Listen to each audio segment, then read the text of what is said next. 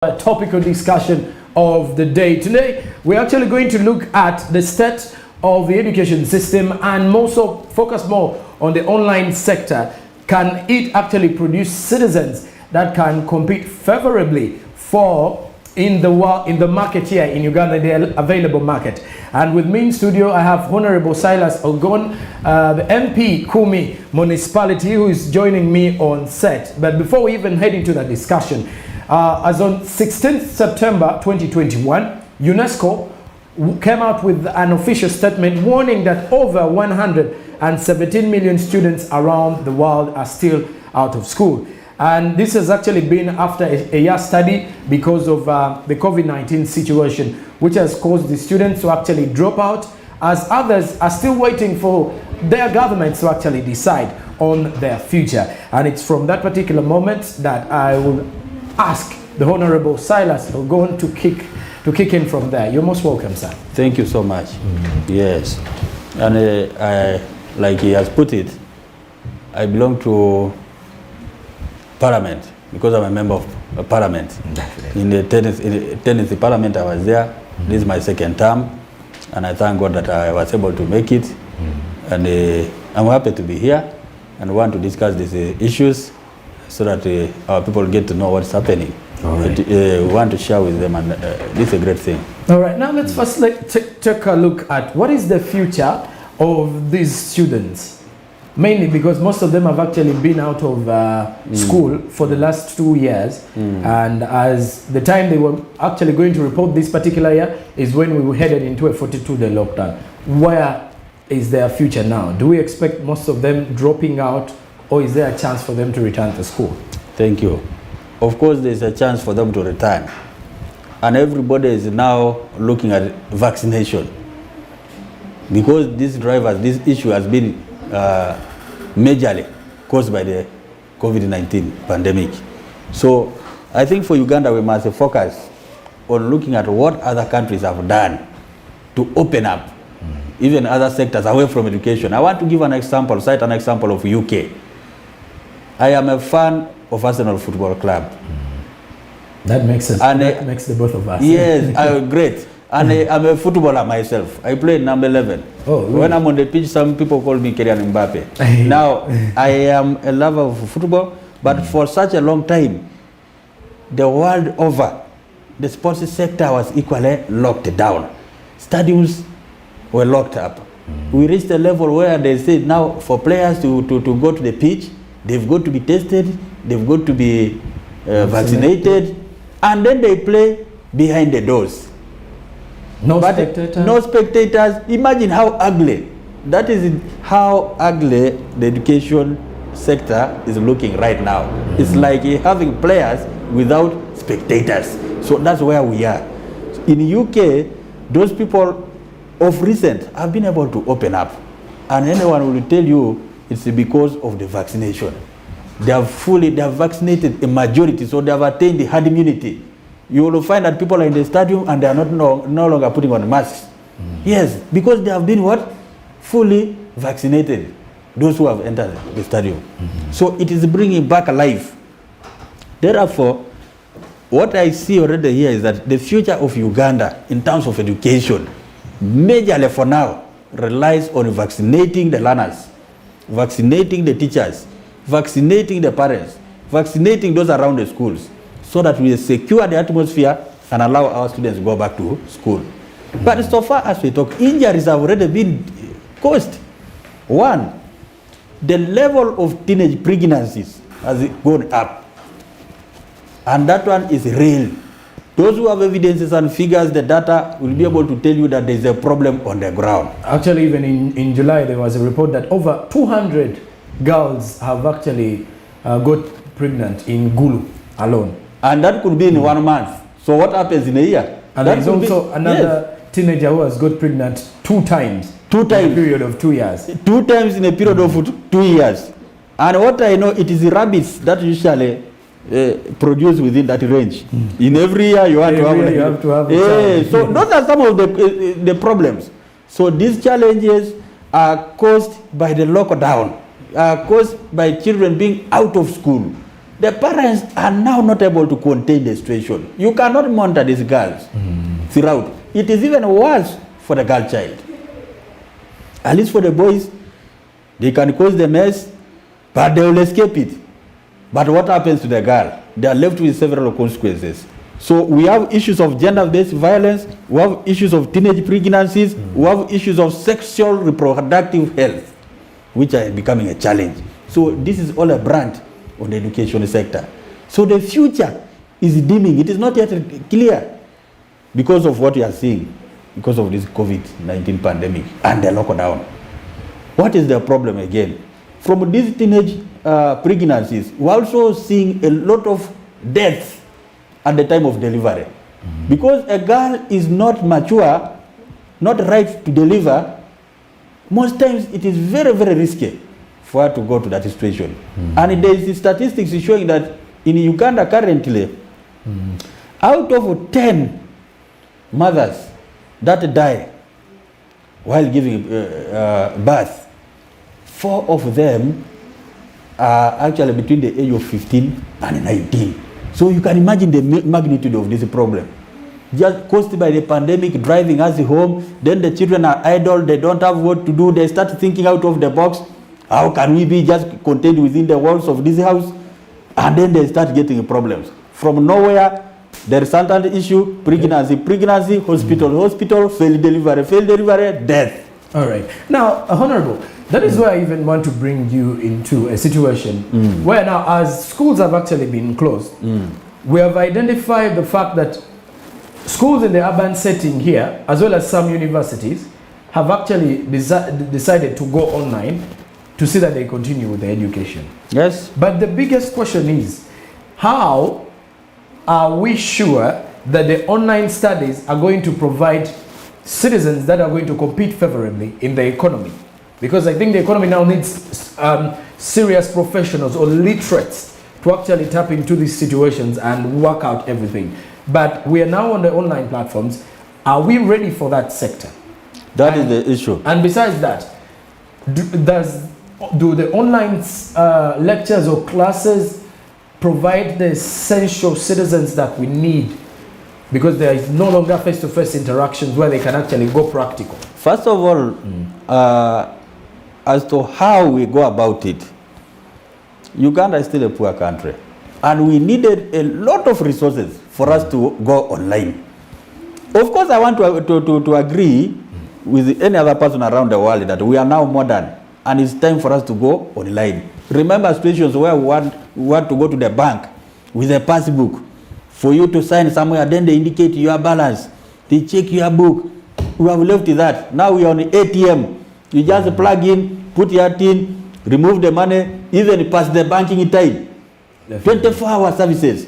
So that is how far the online can take you. Of course, I'm also aware that online services can save you time. Can save you time. Instead of you traveling from here up to Abuja, you can have an interface virtually. And that is okay. We have seen the president also conduct a graduation ceremony. I saw it virtually. I saw it for Bugema University also. Those are some of the new interventions and new innovations. But the issue is, how affordable are these systems? Number two, is it very, very sure that we can have them distributed to everybody? How accessible to the common person? Yes, those in Kampala, those who are doing business, those who have good jobs can afford internet, can afford these tablets, can afford the gadgets, the smartphones. What happens to the child from KUMI, from the village? Those are the situations. So if you ask me whether we are ready, I can tell you some people are ready. Not everybody is ready. A minority, a very thin figure, a thin percentage that is able to actually pay for these services. Even just accessing the gadget alone, that is the starting point. Go to the villages and you see a majority of the adults as well, those who have managed to acquire phones, have the smaller phones. Our local Kapesa. That one. Where they wait for a promotion on the day when they are saying MTN is promoting some phones. Then they go out to the market after selling a few goods, you acquire that one. When will they be able to get a smartphone so that they can give the children to use it. Even the data. Even the data. To pay for the data is an issue. So how I wish Uganda was such a rich country. What we do now do is to make sure that, first of all, we scrap any charge on the data completely. Let this data be totally free. Internet services should be as easy as possible to get, and that will make a very big significant impact. You do see, but are we ready for that? Uganda is just quaking. We're economically squatting because we are saying now, first of all, we've got to conduct a 40% budget cut across all the sectors because we don't have money. Even Parliament, I can tell you right now, committees don't have money to run their business because there are budget cuts across.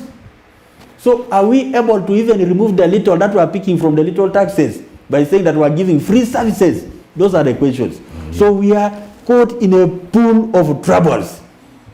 But this system would be able to deliver candidates, deliver the end product for the market. But maybe what we need to think about, is it possible also to test them? Because we would love a situation where the skilling of our youth, the skilling of our learners should be employer-led. Let the employer be the kind of person that they want. If we take you through the virtual system of education, the employer should be able to test and see whether exactly that mode or model has delivered what they wanted. So for me, that matters. So can they compete in the market? I cannot reliably answer that question because there has not been a test of whether they can, can compete with the other one who has been physically there. Can they deliver? Personally, when a preacher is preaching, I'll be happy to be within 5 meters from where is he preaching. Because you want to see the way he's interacting, his interaction, expressing himself. His expression, his eyes, the way the spirit is approaching him will also be transferred to the way I feel him, the one who is receiving it. So I think that touch is also very, very important. We cannot afford to be virtual forever. That physical touch is something very important. Sometimes people go to villages and they decide to eat together in one of the homes, not because the others don't have food in their homes, but because of the importance of coming together. That integration, physical integration. You feel it. I can bet you there's a difference between the two. We still maintain the other ones as photos, as pictures, as videos, and not human beings. But when you see the supervision. The supervision. So we need this physical appearance. Are we going to say maybe in the future we're also going to relegate the future of football to this virtual where the coach games. is not in the stadium also. The coach is not there, he's coaching you on virtual. Is it possible? The referee is in Uganda and is refereeing the UEFA Champions League in Europe. Is it possible? Will the spectators feel happy with the decisions that you are making 1,000 miles away from them? No. Those are some of the questions. So I think Uganda is not yet ready to produce competent learners ready for the market from using this mode of learning. Because first of all, there are a lot of disparities in terms of access.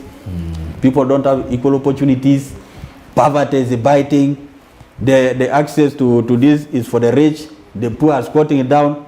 So these challenges have to be worked upon. We have learned a lesson from this pandemic that the future of the world may be going to virtual.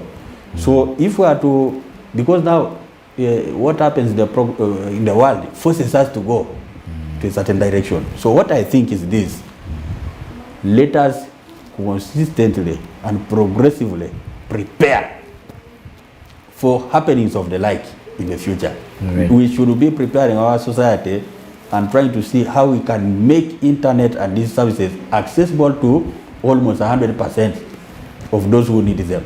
Right. And that will be preparing us for the future, so that where we can't physically meet, this should be the way to go. And of course, if at all you're just joining us, we are having Honorable Silas Algon from KUMI Municipality, the Member of Parliament, KUMI Municipality. He's an independent candidate, who that means he can actually run to in every independent any political party. Now we are discussing about the future of the education sector. He belongs to the parliamentary committee of that is the education committee of Parliament. Now, Honorable, I would want us to also understand to discuss about the future of the proprietors, the school proprietors. They've had their say in regards to the lockdown. Most of them are having a lot of debts to actually cover, and they cannot cover them up because their students are still at home. And then the other schools, apart from the tertiary institutions, will resume school in January. So one would ask, how are they going to the future in the economy? First of all, the future is bleak if we continue in this very way of lockdown for schools. The only way we can redeem our proprietors is by quickly vaccinating all those who need to be vaccinated in the sector, so that we as quickly as possible open up. Nobody should lie that government has the capacity to completely manage to bail out our private sector education system. I don't think. As a person, that's my opinion. We still have other issues in there other sectors. There are a lot of issues. There are health issues. For instance, I can tell you, the standard that the world will be thinking about the health sector is the 15% of our budget to be given to health. But even as we talk today, we give from our budget between 7 and 8% of our total budget to health. What then happens? Because the situation in the health right now has been worsened than before. We need more resources now in health than before. Can we afford now to take away resources that are critically needed in health and take them to education? Those are some of the questions. So I feel we have a very big challenge. The best way to do is for us to quickly vaccinate those stakeholders who are players in this system, so that the schools open as quickly as possible. I get pained when I hear that the doses of these vaccines are getting expired, and yet we have not immunized those who need to get immunized. I think that's the problem. We need to vaccinate. So, 2, we know that the jobs have been lost. People have been relegated to poverty. Those who have been earning directly and indirectly from this sector. Maybe, in my opinion, that is the area where government should be able to come in and say something and do something. For instance, at one point, I heard government was giving a tip, giving something like some few billions of money for teachers who are in the private sector. I would encourage that approach. I say so because for those in the government, every other month they get their salary. But those in the private sector don't have any salary at all. Most of them have actually turned to different businesses. Yes. Sometimes they get irate and then they just run over their proprietors and ask their bosses, what is wrong with you? But the problem is the COVID. It is not the proprietor. Because they also have nowhere to go. They also have nowhere to go. These people, the majority of them borrowed loans. But the banks have refused to listen. And they can also not listen because they also have financial challenges. The same way we have challenges. So, it is an issue. And yes, I wanted to also say, I'm sorry to cut you short, is the same issue in the teachers. I don't know whether we shall have them back in education. That is the question. First of all, as we talk, there are those who are quick and those who know how to maneuver their ways, even when they are dropped in the middle of the sea. They have already left the education sector. They have been innovative. Some are now making their bricks, and they have seen some have even seen better money somewhere than here. We're receiving the education. The challenge I have now, and we have, is more so for the female. They are highly vulnerable. Yes, because of their unique nature. They are the ones who bear the brunt.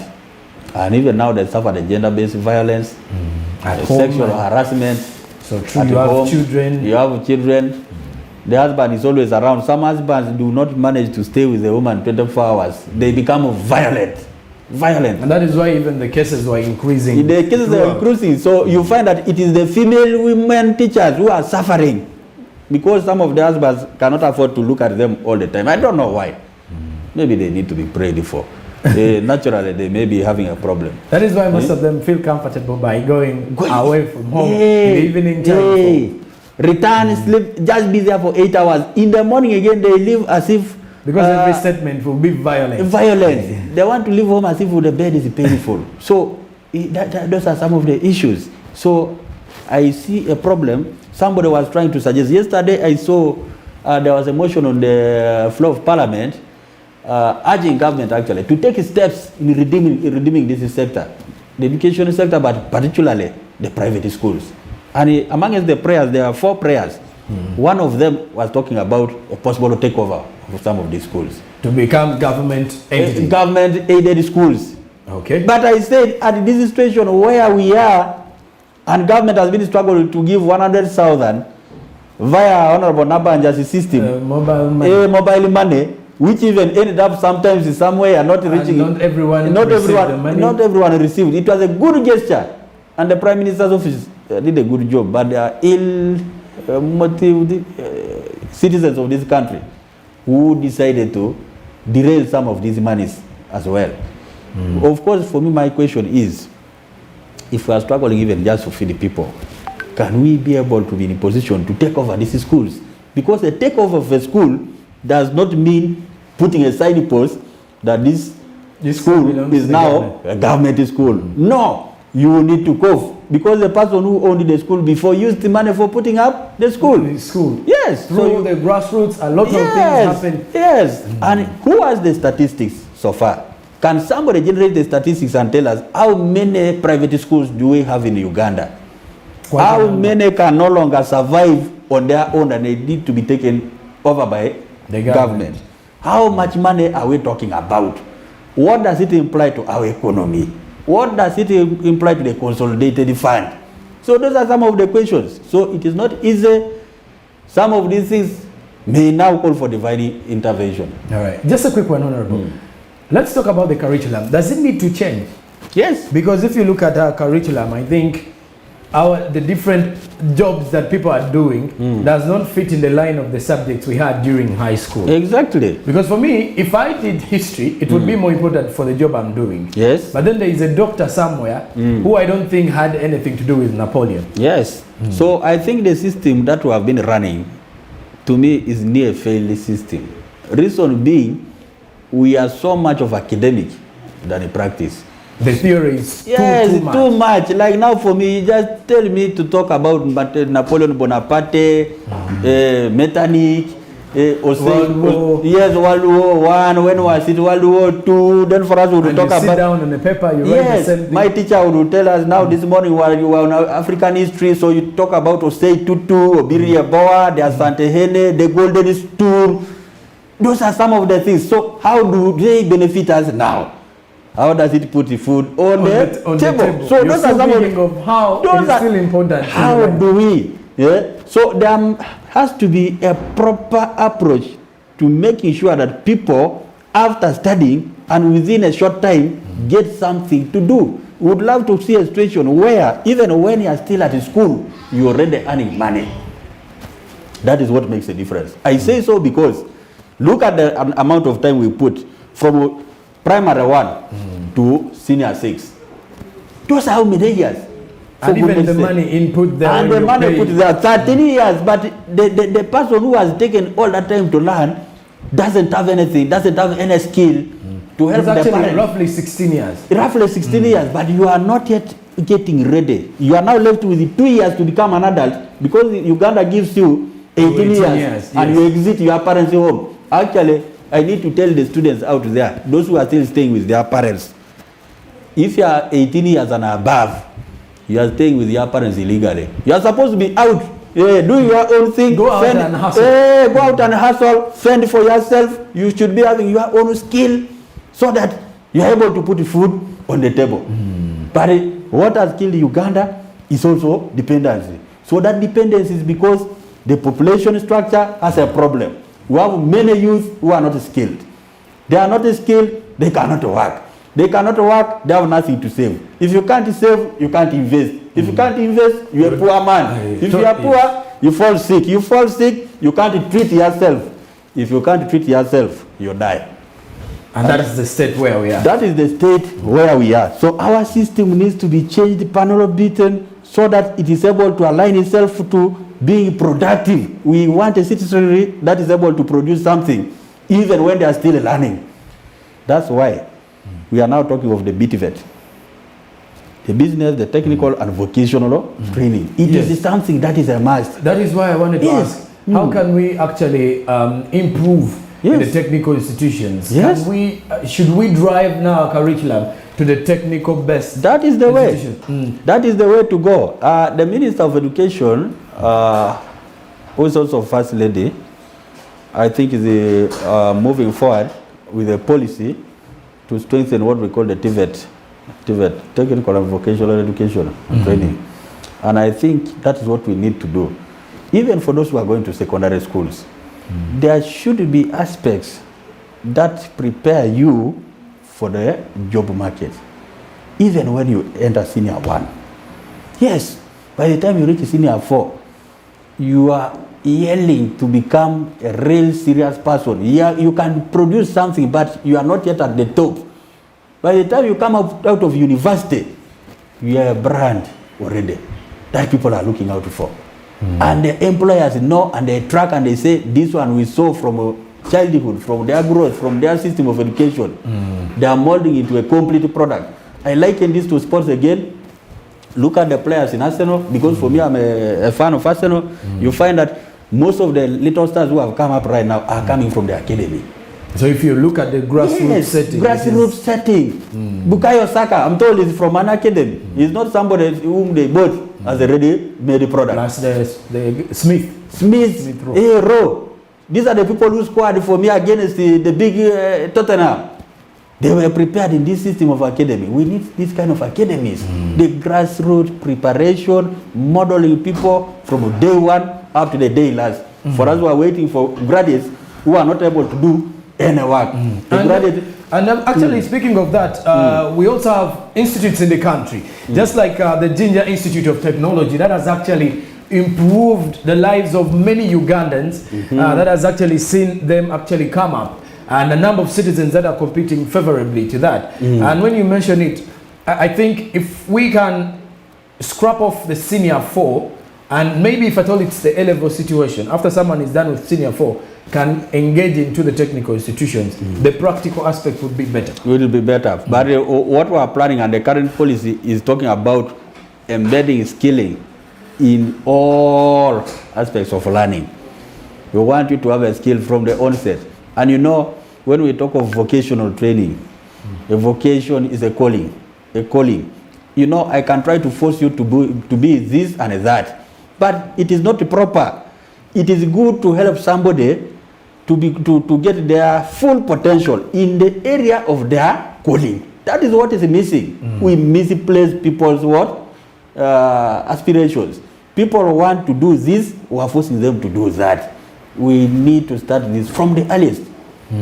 Yes. And I think it would be very, very favorable for each one of us. Yes. And because I've actually had a challenge with university settings that most probably you would see students going to the university for 3 years. Yes. And at the end of the day, out of the 3 years, by the time they reach the employment market, they will have to first go through training. First of all, the problem we have, it is worse for those who are in the science world.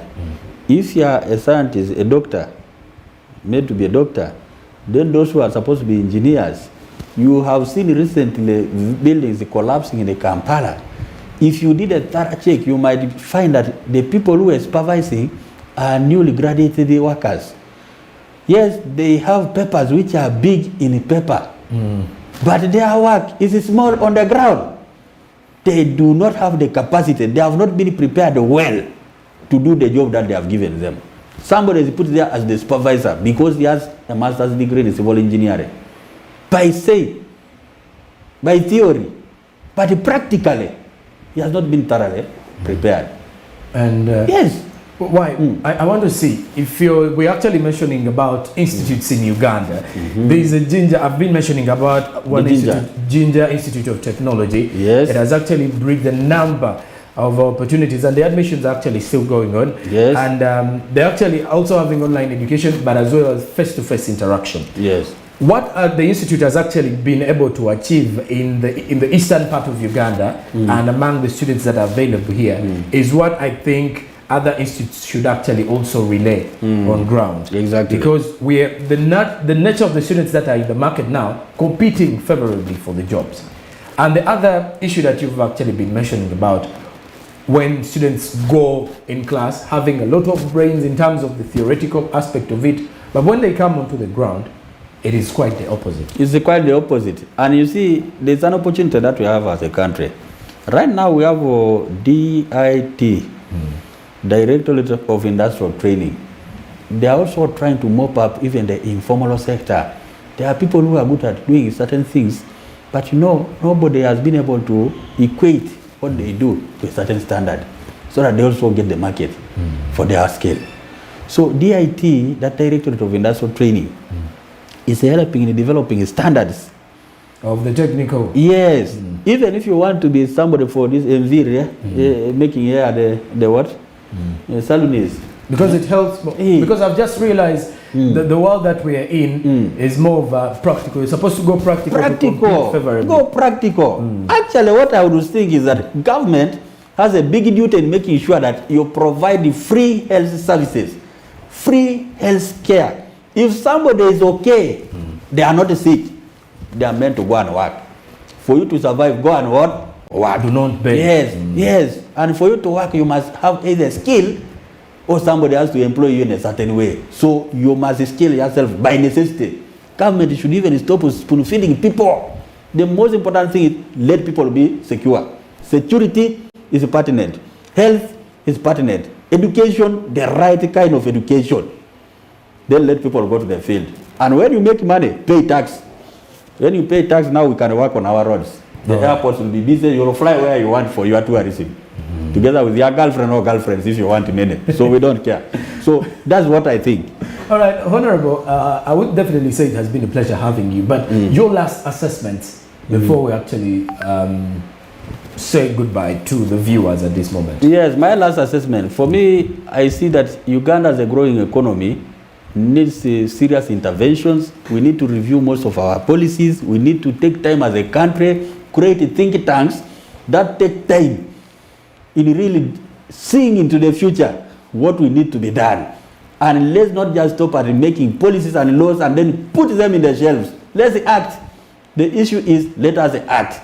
For instance, we are saying vaccination right now is the way to open up the country. Even this curfew here is affecting people.